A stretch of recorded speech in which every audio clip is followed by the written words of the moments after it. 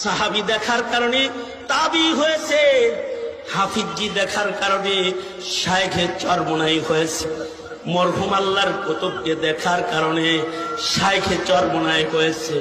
কিয়ামত পর্যন্ত এরকম আকাবির দেখে দেখে, ভালো মানুষের চেহারা দেখে দেখে তোমাকে ভালো মানুষ হইতে হবে। এ কারণে আল্লাহ বলেন কুনু মা'আস সাদিকিন। আর এই ভালো মানুষদের ভেতরে সাহাবীদের কিছু সিফাত পাওয়া যাবে। আশিদ্দাউ আলাল কুফার, কাফিরের বেলায় তারা শক্ত।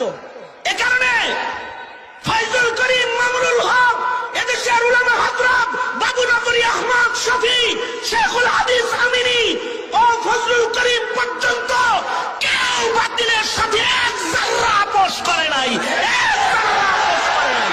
কারণ আশিদ্দাউ আলাল কুফার, আশিদ্দাউ আলাল কুফার। আর রুহামাউ বাইনাহুম।